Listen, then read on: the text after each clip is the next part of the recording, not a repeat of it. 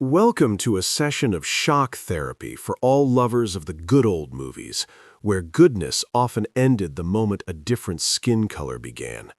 We've dug up quotes and facts from the archives that will leave your favorite westerns and musicals tasting faintly of shoe polish and bile. It turns out the kings of Hollywood and the so-called icons of feminism were often nothing more than garden-variety xenophobes who treated racial slurs as the perfect seasoning for their grandiose dinners. I'm going to show you how the industry spent decades bleaching the biographies of people who, in private conversations, never hesitated to reach for the ugliest words in the language. If you want the uncensored truth, subscribe to the channel, drop a like under the video, and tell me in the comments whether you still believe in the sincerity of Hollywood stars, or whether it's all one elaborate illusion. John Wayne. Let's begin our descent into Hollywood's septic tank with its most sacred figure, a man whose face is carved into the mental bedrock of American patriotism. John Wayne, known to his fans simply as the Duke, spent decades as a walking billboard for real manly values. He was the guy in the dusty hat who always knew who to shoot and never doubted he was right. His characters embodied justice, protection of the weak, and the taming of the wild frontier. There was just one problem. Offset, Wayne's sense of justice came in a very specific color palette, and there was no room in it for black or red.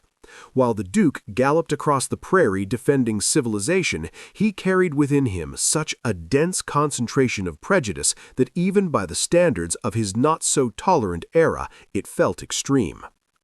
The true face of the Duke emerged in 1971 when he gave his now infamous interview to Playboy. It wasn't just a candid chat, it was a public unmasking. Wayne, fully immersed in his self-appointed role of guardian of white America, delivered statements that reportedly left even seasoned editors stunned. Without hesitation or diplomatic softening, he declared, "I believe in white supremacy until the blacks are educated to a point of responsibility." Consider the weight of that sentence.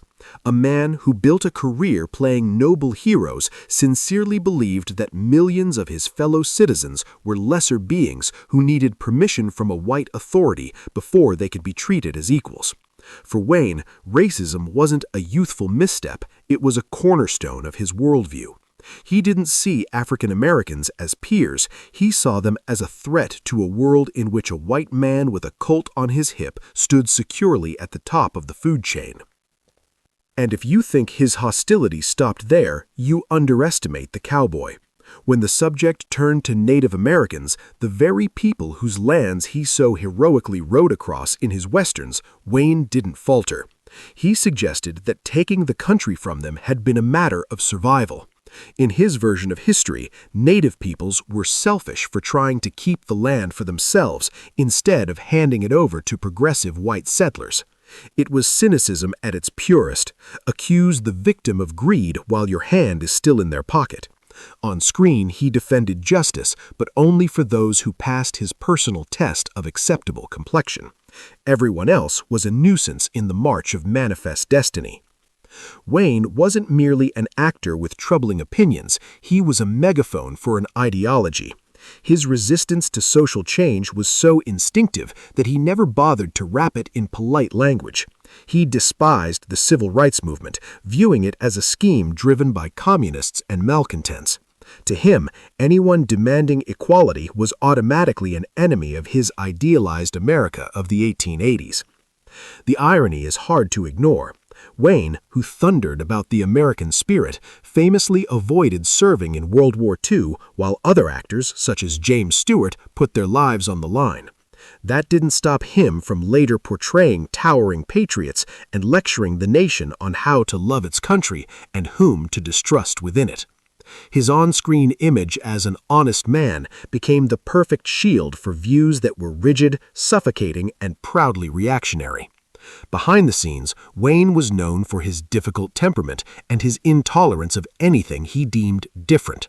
He could be charming with those who fit into his circle of proper Americans, but he turned cold and condescending the moment someone fell outside his standards. His biting sarcasm towards colleagues who supported liberal ideas became legendary. The Duke seemed genuinely baffled that the world was changing and that audiences were growing weary of watching him gun down bad guys defined largely by their eyes or their skin. His racism was so deeply woven into his identity that he didn't even consider it shameful. To him, it was simply common sense. He ruled a private kingdom of his own imagining, one where a white Protestant man sat on the throne and everyone else was expected either to submit or to disappear. The true greatness of John Wayne may be the greatest triumph of Hollywood marketing over reality. For years, studios polished him into a monument, gilding over interviews and private remarks that painted a far less flattering portrait. A man stuck in medieval notions of racial hierarchy. So when you rewatch The Searchers or Stagecrotch, remember that beneath that cowboy hat stood someone who treated slavery and colonialism as necessary evils and white dominance as the natural order of things. The Duke left behind an enormous cinematic legacy, but alongside it, he left behind a heavy residue of prejudice that still stains the history of the Golden Age. He was a hero on screen.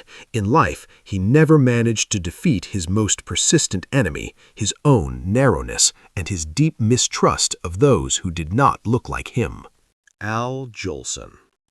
If John Wayne was the ideological loudspeaker of white supremacy, then our next protagonist, Al Jolson, turned racism into a lucrative spectacle and the very foundation of his career. In 1927, the world shuddered with technological awe when The Jazz Singer became the first feature-length sound film, forever changing the history of cinema. The face of that revolution was Al Jolson's, smeared thick with black grease paint. To a modern audience, blackface is a badge of shame. To the world's greatest entertainer, as Jolson modestly called himself, it was a passport to immortality. The irony is thick enough to slice. A Jewish immigrant, whose own people had endured centuries of discrimination and pogroms, found his path to glory through the mocking imitation of another oppressed group. Jolson did not merely dabble in makeup for a scene or two. He made blackface his alter ego, his second self. When he stepped onto a stage or appeared before the camera with chalked lips and a face darkened like polished shoe leather, he broadcast not part, but a poisonous caricature that stripped African Americans of their humanity, reducing them to grinning, ever-singing buffoons for white amusement. As Jolson wailed through his hits, including the famous Mammy, dropping theatrically to one knee and stretching his arms heavenward, he was, in a technical sense, empathizing. His defenders still tried to peddle the fable that behind the black mask he was expressing the sorrow and longing of his own persecuted people. But let us call things by their proper names. His success was built on a practice that erased real black performers from the industry. Why hire a gifted black singer when you could hire Al, smear him with burnt cork, and let him safely channel the wild energy of jazz, while barring the actual creators of that music from the doors of respectable venues? Jolson's money carried more than the scent of success. It reeked of the grease paint with which he daily reinforced the racial divide. He was the safe courier of African American culture for the white establishment, a surrogate who allowed wealthy idlers in places like Beverly Hills to feel a brush with the exotic without leaving their upholstered seats or confronting the living human tragedy behind the rhythms he mimicked. He offered them a diluted thrill, neatly packaged and scrubbed of inconvenient reality. Offstage, his conduct was no less telling. Jolson possessed an ego inflated to operatic proportions and genuinely believed he was doing black artists a favor by promoting their style. He might privately support a musician here or there, but it had the air of a lord tossing scraps to his hounds, affectionate so long as they remembered their place. In Hollywood, he behaved like an absolute monarch, and his right to don blackface went unquestioned. While real African-American actors of the era were confined to mute servants and frightened porters, Jolson filled stadiums, cavorting in makeup that symbolized centuries of bondage and humiliation. This was more than a stage persona, it was cultural plunder. Jolson took the aesthetic, the voice, the gestures, but left behind the dignity of the people from whom he borrowed them. The jazz singer was a cultural detonation that entrenched blackface as normal entertainment for decades, legitimizing racist stereotypes at the highest technological level of its time. The bitter twist is that Jolson considered himself progressive. He saw no contradiction in painting his face with a mask long used in the American South to rationalize lynching and segregation.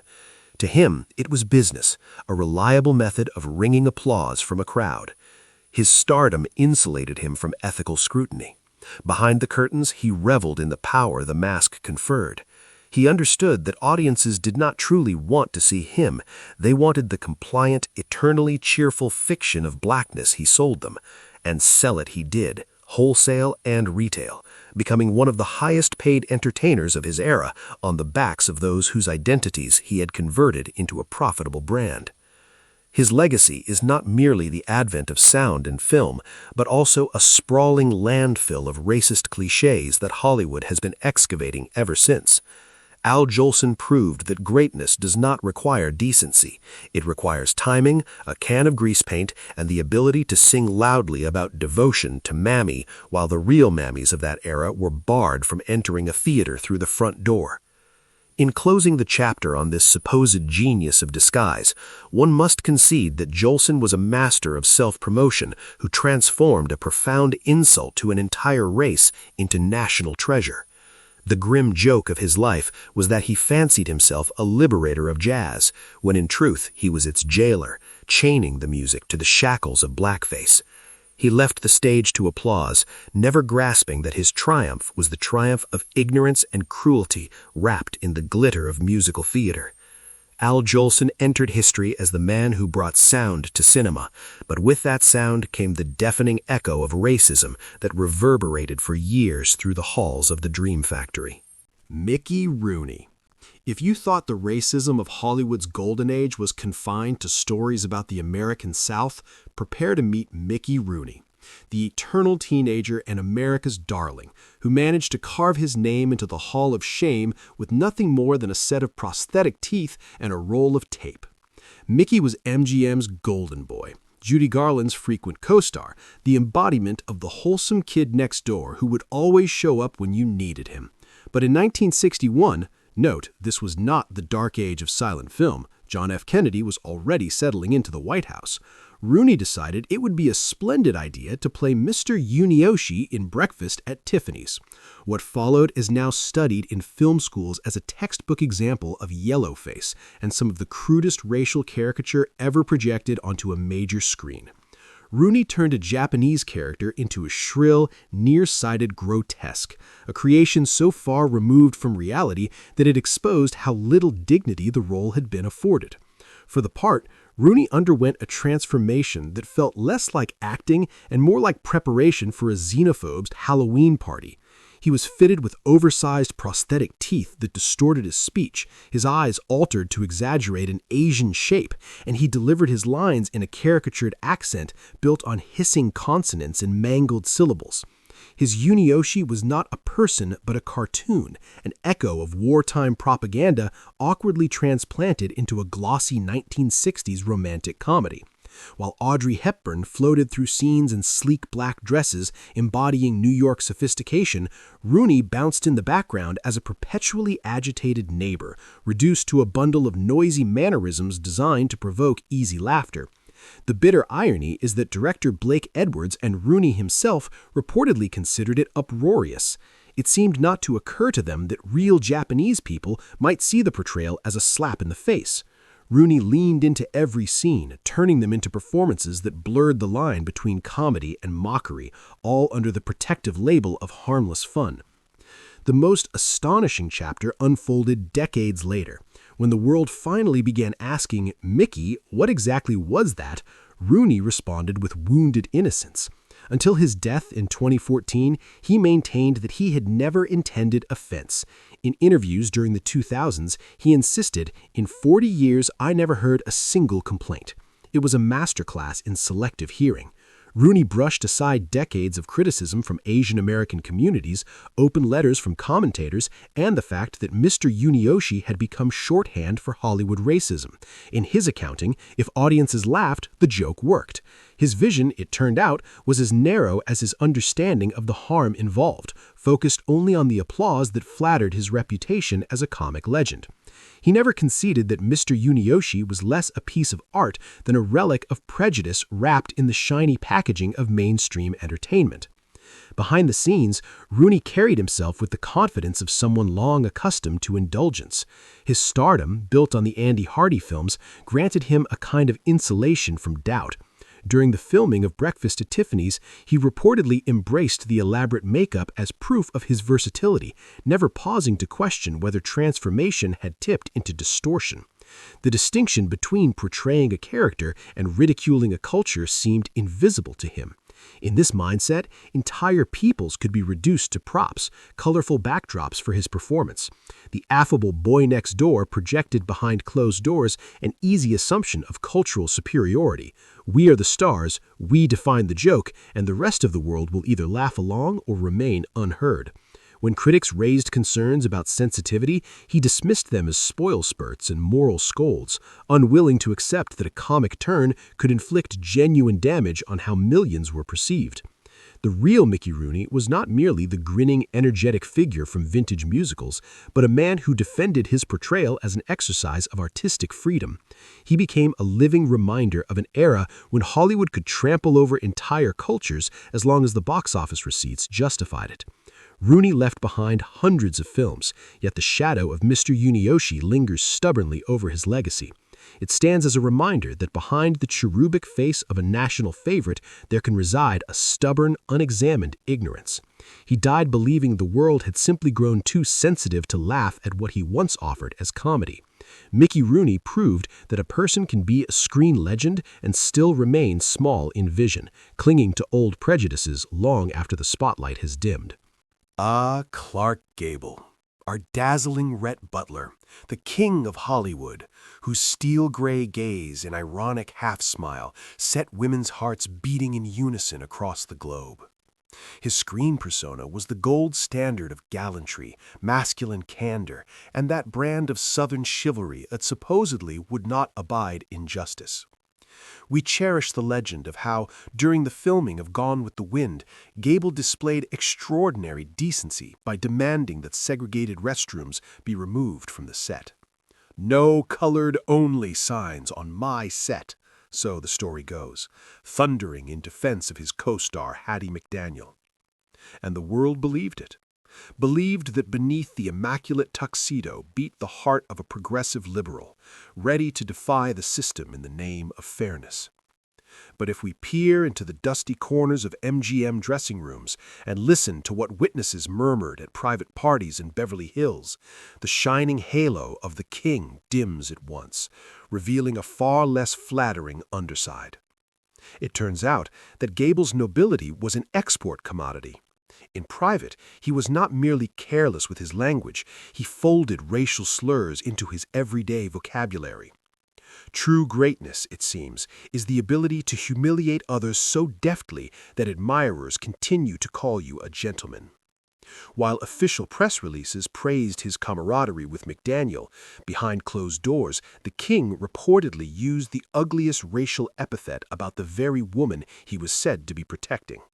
The same colleague he defended in public could, in private conversation, be reduced to the most degrading term in the language.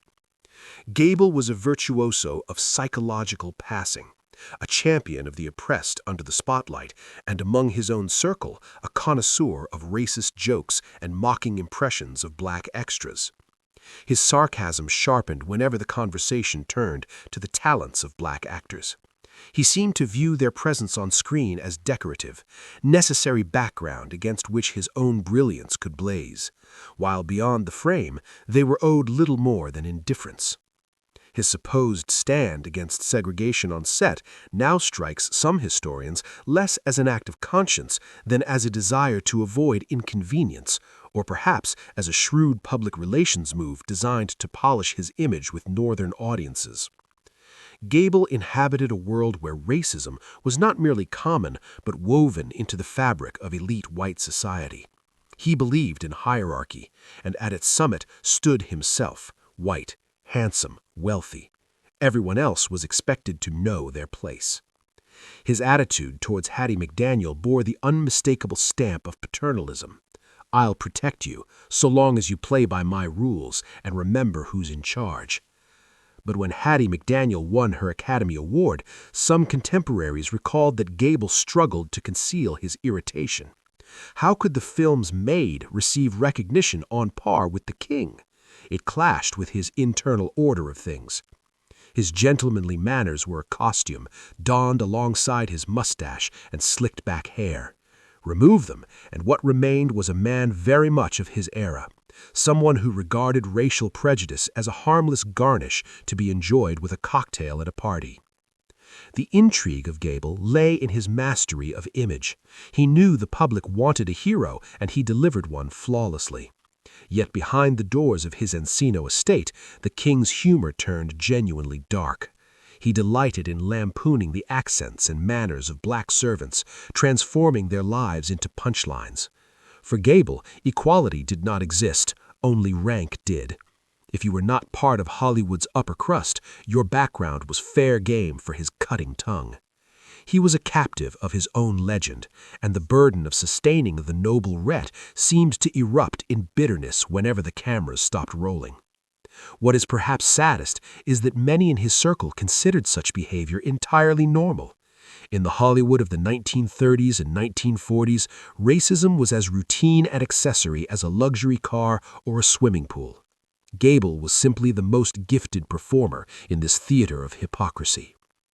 In closing the chapter on this gentleman with a hidden lining, one must admit that Clark Gable was a brilliant product of a system adept at sweeping uncomfortable truths into the farthest corner of the dressing room.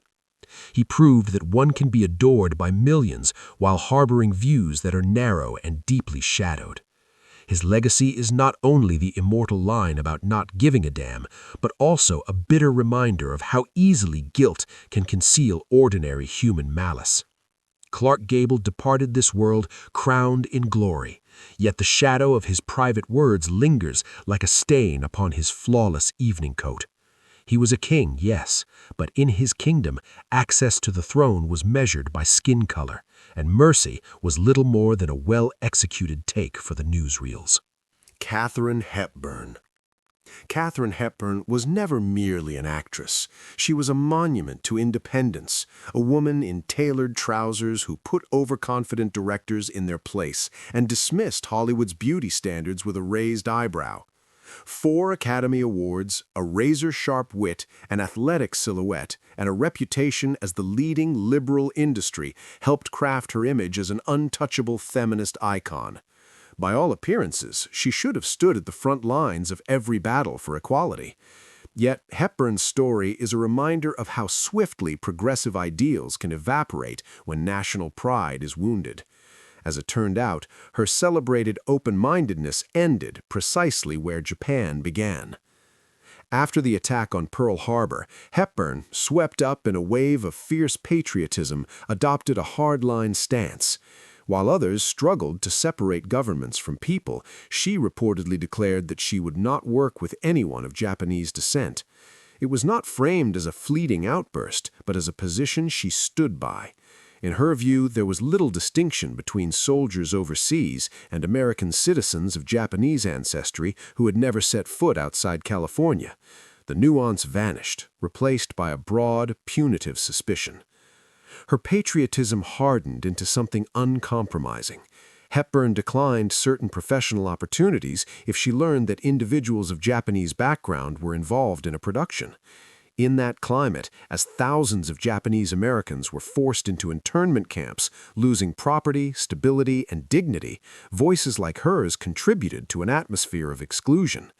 She appeared to believe that loyalty to country justified drawing rigid lines within her own profession. The sharpest irony arrived in 1944. In Dragon Seed, Hepburn portrayed a Chinese woman named Jade, adopting stylized makeup and mannerisms in keeping with the era's practices. The contradiction was difficult to ignore. The same actress who resisted working alongside certain Asian colleagues stepped into an Asian role herself. What was framed at the time as transformation and dedication now reads, for many, as cultural appropriation. On screen, she embodied a woman resisting invasion.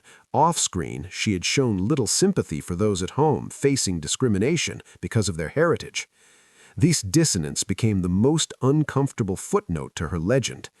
Hepburn's progressivism, so forceful in matters of gender and personal freedom, proved selective. She championed women's independence, particularly within circles familiar to her, yet struggled to extend the same clarity to racial injustice during a moment of national crisis. In private conversations, she could be dismissive of colleagues who argued for restraint or empathy, interpreting their stance as naivete rather than principle. The steely resolve that audiences admired sometimes manifested as an immovable wall.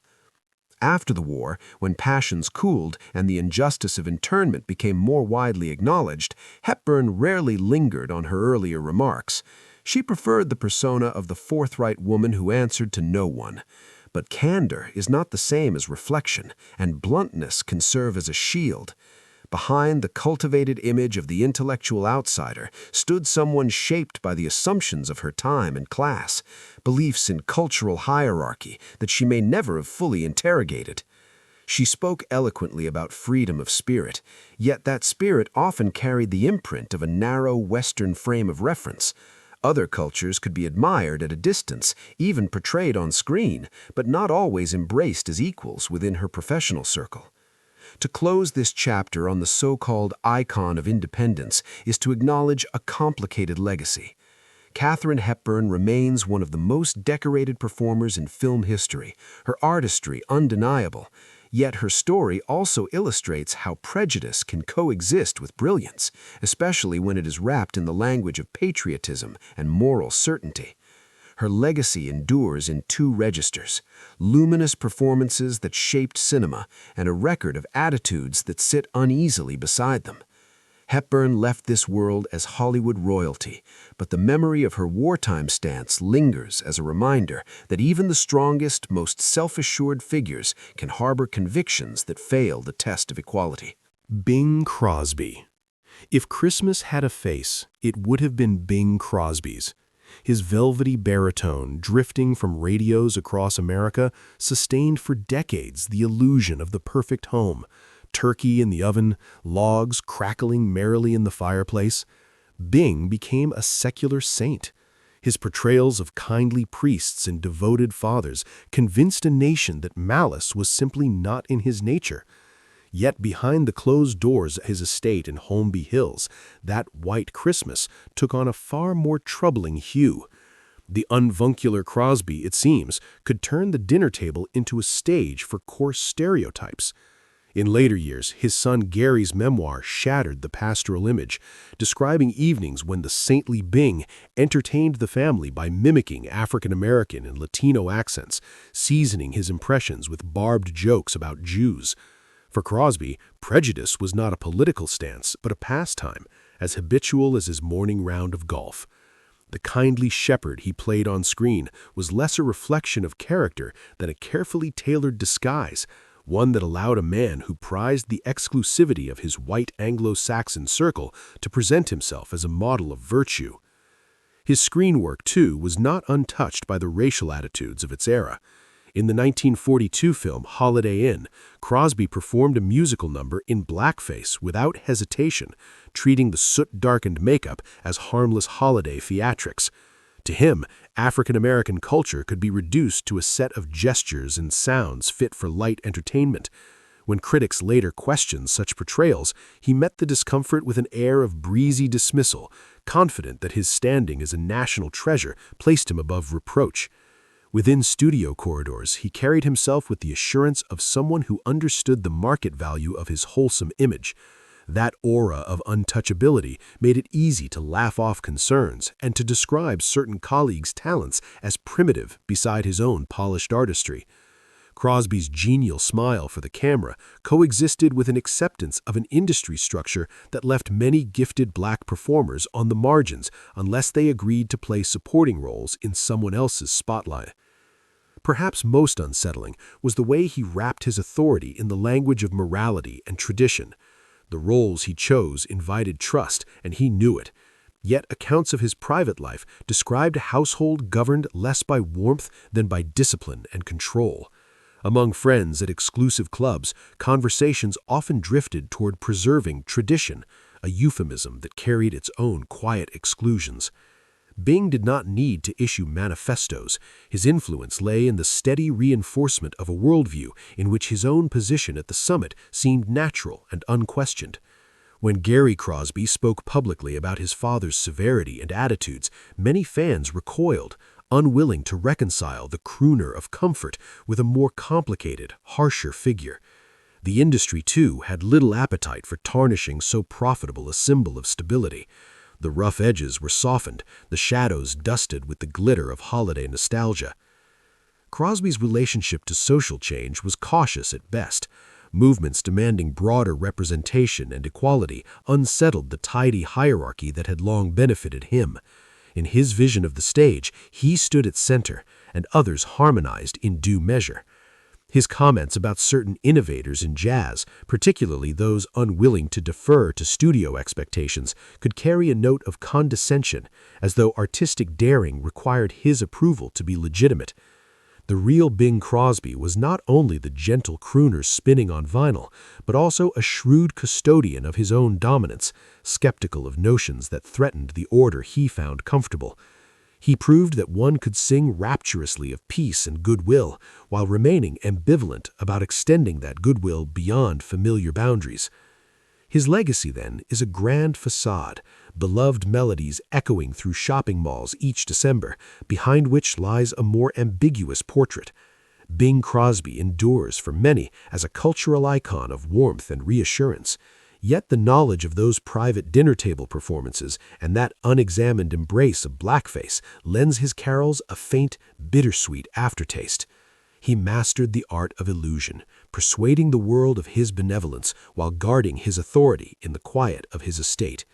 The snow in his song still falls softly, but across its pristine surface stretches the long shadow of a man more complex and less innocent than the legend allowed. James Stewart. If the American conscience had a face, it would have been Jimmy Stewart's. Lean, slightly awkward, with that unmistakable halting drawl, he embodied decency itself, the idealist of Mr. Smith Goes to Washington and the gentle everyman of It's a Wonderful Life. Audiences trusted him without question. How could a man with such earnest eyes and a decorated military record possibly harbor anything corrosive beneath the surface? And yet, the image was not the whole story. James Stewart was more than a national symbol. He was a staunch defender of a rigid, deeply conservative social order. His sterling reputation functioned like body armor, shielding convictions that were far less generous than his screen persona suggested. The facade cracked in 1962 during the filming of John Ford's The Man Who Shot Liberty Valance. At one point, Stewart, normally measured and composed, reportedly unleashed a stream of racist insults at his co-star Woody Strode, a black actor and former professional athlete. The crew was stunned. It was not an awkward slip of the tongue, but an eruption, as though something long restrained had finally broken through. Strode, dignified and imposing, was left to absorb the humiliation in an industry where Stewart's approval could make or unmake careers, particularly for actors of color. Stewart's attitudes were not confined to private outbursts. He wielded influence, and influence carries weight.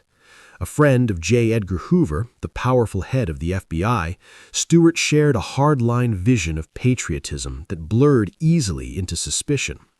In the climate of the 1950s, when loyalty tests and blacklists shaped Hollywood, he aligned himself with a worldview that prized conformity and hierarchy. When he launched his own television project, he reportedly objected to storylines in which a black character might mentor or intellectually outshine his own. The idea of millions of viewers seeing such a dynamic was, to him, unacceptable. In Stewart's mental order, authority had a prescribed center, and he guarded it carefully. Through quiet conversations and strategic pressure, he was said to influence casting and creative decisions, invoking the language of American values while ensuring that certain boundaries remained intact. The most disquieting aspect of Stewart's legacy is the dissonance between image and action. In public, he maintained the posture of the humble veteran and moral compass. Off camera, he could be sharply dismissive of colleagues who supported the civil rights movement or admired Martin Luther King Jr. In private discussions, he reportedly mocked what he viewed as naive idealism, arguing that rapid social change threatened the fabric of the nation. For Stewart, the America worth defending was one in which roles were fixed and rarely questioned. His proximity to Hollywood's blacklist era was not incidental. It reflected a broader belief in policing ideological and social boundaries. Among peers in Beverly Hills, Stewart was often described as old school, a phrase that, in that era, could serve as a polite shorthand for deeply entrenched views. He resisted cultural shifts with palpable discomfort. The success of black performers was sometimes perceived not as progress, but displacement. And yet, to the public, Stewart remained the gold standard of virtue. His stammer and small-town charm softened the delivery of ideas that, stripped of packaging, were far less benign. The real James Stewart was not George Bailey, but a man navigating power with calculation. He believed justice was inseparable from order, and order, as he saw it, had a clear hierarchy. The insults aimed at Woody Strode were not anomalies. They were glimpses behind the curtain. To conclude this chapter on Hollywood's night of integrity is to acknowledge a final irony. Stewart may have been his greatest actor off-screen. He carried his convictions through decades while preserving the affection of an audience largely unaware of the harder edges of his worldview. His legacy is a collection of cherished films that feel different when viewed alongside the knowledge that their star did not always extend his on-screen empathy to those around him. He left this world draped in admiration, yet the echoes of his reported tirades and political maneuvering linger in the archives as a reminder of Hollywood's capacity for duality. One can be a war hero and a cinematic icon, and still remain bound by prejudices that narrow the definition of who counts as fully human. Gary Cooper. If masculinity had a face, it would be the high-cheekboned, wind-swept face of Gary Cooper. He was the strong, silent hero, the lone lawman in High Noon who stands against a gang while the cowardly townspeople hide behind shuttered doors. Cooper embodied the image of the plain-spoken, incorruptible American, a knight without fear or reproach, whose word was firmer than stone. Yet behind that facade of spotless honor stood a man who, in the quiet corners of Beverly Hills, spoke a very different language from the one his characters preached on screen.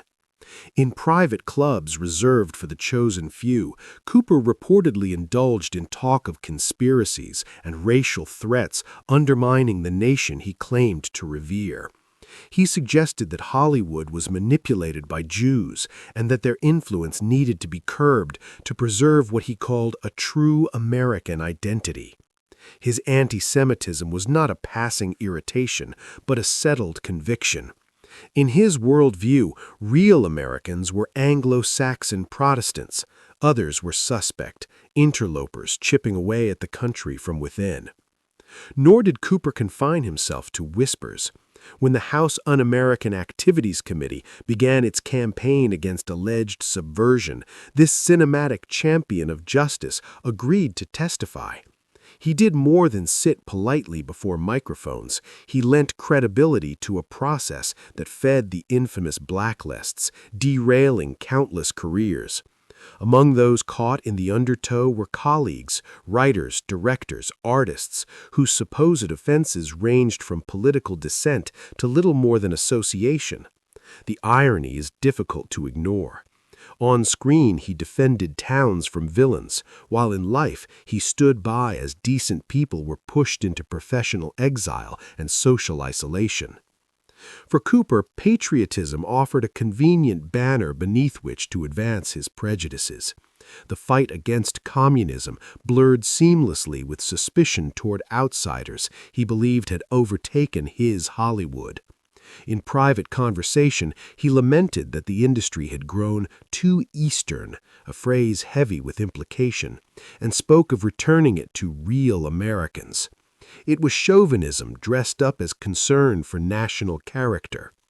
The gallant manners adored by fans faded when the topic turned to racial equality. He believed in hierarchy. At the top, the white gentleman of breeding and restraint. Below, everyone else expected to know their place. The intrigue of Gary Cooper lay in his composure. He could maintain an expression of calm decency in any setting. He shook hands with Jewish producers who secured his lucrative contracts, then endorsed policies that marginalized the very communities to which they belonged. It was Hollywood duplicity at its most refined, to prosper from the labor and creativity of others while quietly disparaging them. His celebrated reticence functioned as camouflage, shielding entrenched biases behind a mask of thoughtful silence. The real Gary Cooper was not Sheriff Will Kane riding toward danger in the noon sun. He was a man who watched with cool detachment as colleagues were swept aside by accusation and paranoia. His good guy image became his most successful performance, granting him a lifetime halo while he participated in a culture of exclusion. When advocates for minority rights spoke up, his response could be dismissive, even scornful. Calls for equality struck him as ingratitude from those he believed had already been granted too much. Even as the cultural winds began to shift, Cooper clung to his conservative ideals, uneasy with a world that questioned racial hierarchy. He remained convinced that loosening old structures meant courting chaos. In that sense, he was perfectly attuned to an era when prejudice could masquerade as moral clarity. In closing the chapter on this supposed symbol of valor, one must concede that Gary Cooper was an exemplary product of his time, a time when anti-Semitism and racism could hide behind the rhetoric of duty and patriotism. He proved that a man could become an icon of style and stoic courage while endorsing divisive ideas about who truly belonged. His legacy is not only the indelible frames of classic westerns, but also a sobering reminder of how readily we mistake a screen persona for the measure of a soul. Gary Cooper died with his reputation as a knight intact, yet the shadow of his participation in blacklisting and his private remarks about Jewish dominance lingers across his filmography. In the end, true heroism is not the elegance of a quick draw before the camera, but the courage to defend the vulnerable in real life, even when they do not resemble you. Gary Cooper chose another path, the path of silent complicity, preserving his comfortable, orderly world at the cost of others who never shared its protections. Shirley Temple. Even the purest symbol of old Hollywood, those curls, the dimples, the ringing childlike laughter of little Shirley Temple could not escape the systemic racism of the Golden Age. Shirley was more than a performer. She was the nation's sunbeam during the Great Depression, a living antidote to despair for millions of Americans. Yet, if we set aside nostalgia and examine her filmography without sentiment, we find that this most innocent creature in the world was skillfully used by studio executives to soften and romanticize some of the era's ugliest racial myths. The clearest example is the 1935 film The Little Rebel, where 7-year-old Shirley did more than tap dance. She became the emotional centerpiece of a story steeped in Confederate nostalgia and the ideology of the lost cause. In that world, slavery was not portrayed as institutional violence, but as a sentimental arrangement, complete with loyal servants and harmonious plantations. Shirley, in lace dresses and ringlets, became the perfect wrapping for a bitter confection. Who would accuse a film of racism when a charming child forms a touching bond with an elderly black servant? And yet that is precisely the sleight of hand. Using childhood innocence to sanitize oppression is a particularly insidious form of storytelling. In one of the film's most troubling scenes, Shirley applies dark makeup to her own face as part of a playful disguise. Presented as harmless fun, the moment echoed a long tradition of blackface performance that reduced black identity to costume. While Shirley smeared grease paint for the camera, real black children in the American South were barred from white schools, and their families lived under the threat of segregationist violence. The film reassured white audiences that the Civil War had been a misunderstanding among honorable men, and that black Americans had been content in subordinate roles. The studio packaged these myths in warmth and song, making them feel domestic and safe. Shirley's presence allowed viewers to indulge in a romanticized Old South without confronting its brutality. There's bitter irony here. As a child, Shirley Temple could not have grasped the ideological burden placed on her small shoulders. The adults running the studios, however, understood exactly what they were crafting. They reinforced a cultural code in which black characters were eternal dependents, cheerful and loyal, existing to support white protagonists. Shirley frequently appeared alongside Bill Bojangles Robinson, a brilliant tap dancer whose immense talent was constrained by the roles he was offered. Their dance routines are often celebrated as groundbreaking for their time, yet the hierarchy remained intact. Robinson's characters were carefully written as deferential, his persona softened to avoid threatening the racial order of the screen. Shirley was the angelic center, the figure around whom that order revolved. When Shirley Temple grew up and entered public service, eventually becoming a U.S. diplomat and ambassador, she maintained a measured, conservative public stance. She did not publicly repudiate the racial tropes embedded in her childhood films, preferring to preserve the myth of Hollywood's golden innocence. Her later career in government service reinforced her image as a dignified representative of tradition and stability. Meanwhile, her early films continued to circulate as wholesome family classics, carrying forward images of loyal servants and a romanticized Confederacy to new generations. The real Shirley Temple is not simply the child with golden curls, but a symbol of how deeply racism permeated American culture, reaching even into the nursery. Her career illustrates how easily harmful narratives can be sweetened with song and a smile. Innocence in the hands of powerful institutions can become a persuasive tool. The Golden Age used Shirley as bright icing over a dark and complicated history, and that brightness still makes it difficult for many to taste the bitterness beneath. Little Shirley passed into memory as an eternal child, but the shadows cast by those plantation songs and playful disguises remain in the archives, a reminder that in old Hollywood, even the brightest sunbeams could throw long and complicated shadows. Fred Astaire. Let us end our parade of Hollywood hypocrisy with a figure who seems, at first glance, untouchable. Fred Astaire was grace incarnate, a man in a tailcoat whose movements were so effortless it seemed gravity had granted him a private exemption. He was hailed as a god of dance, and even Mikhail Baryshnikov would later acknowledge his genius. Astaire embodied refinement and impeccable taste. Yet in 1936, in the film Swing Time, that very taste faltered disastrously, exposing the racial assumptions embedded even in the most polished tiers of showbusiness. In a number titled Bojangles of Harlem, Astaire set out to pay tribute to the legendary black tap dancer Bill Robinson.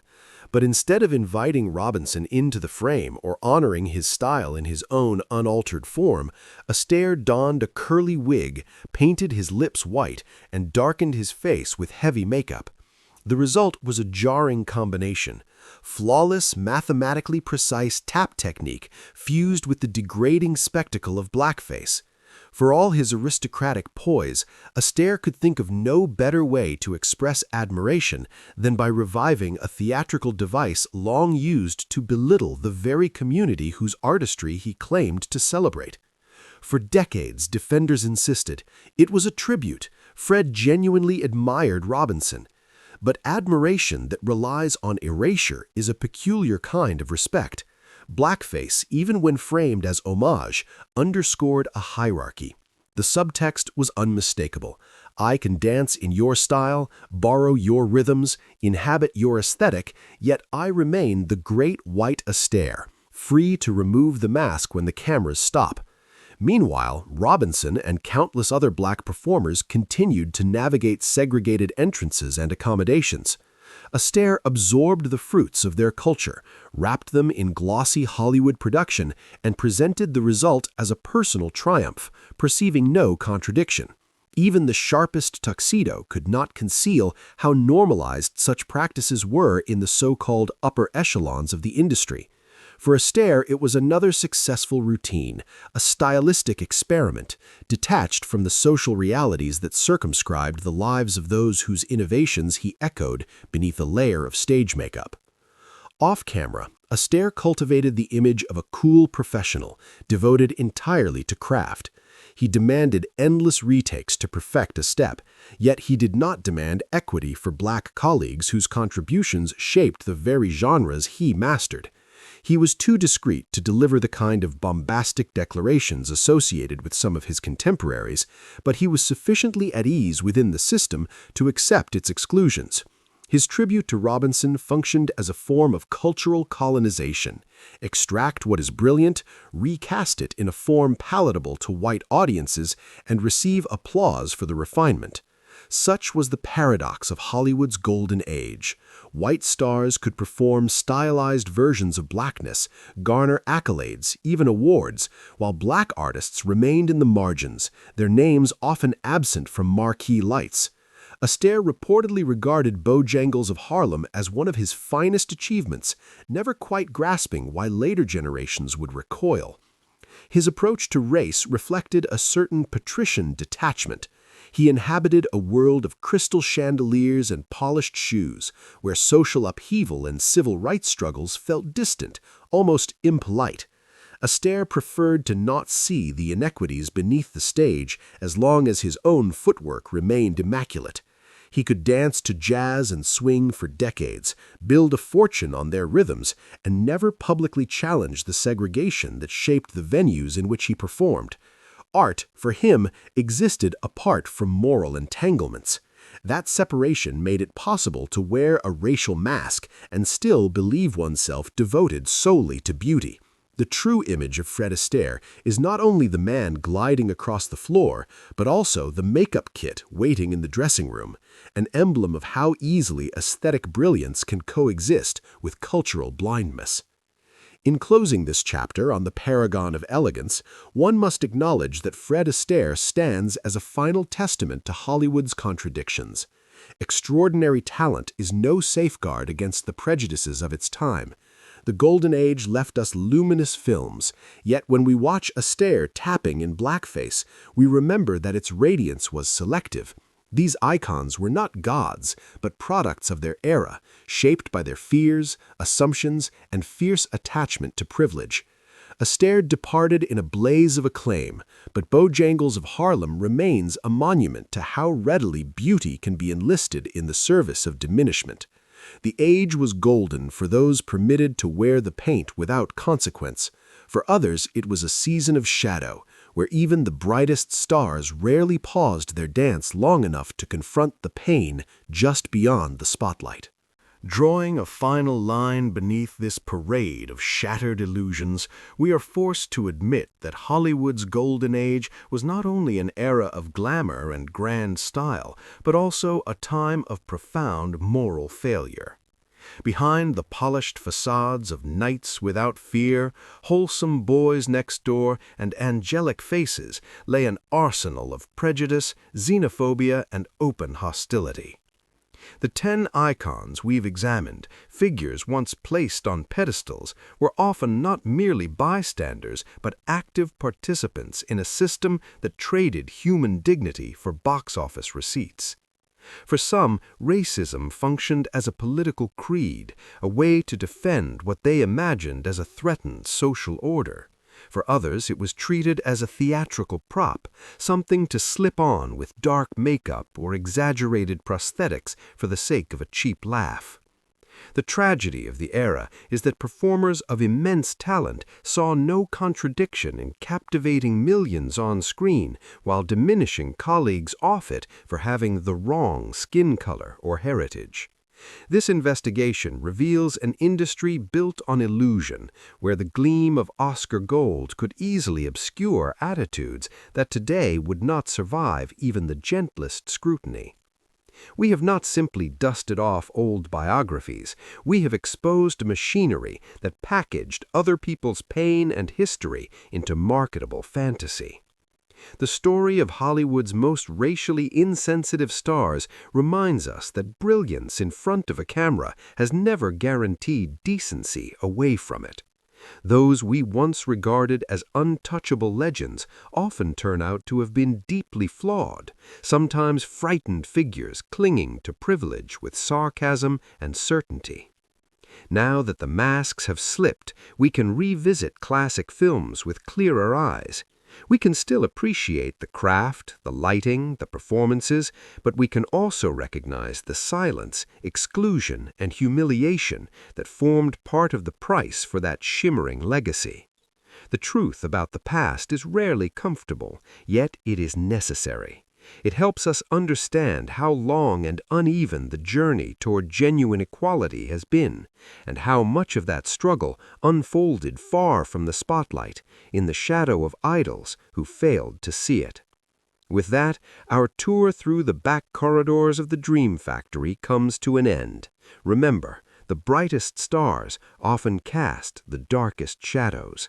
And sometimes it is worth stepping behind the curtain to discover what truly lies beneath the glitter of Hollywood's triumph.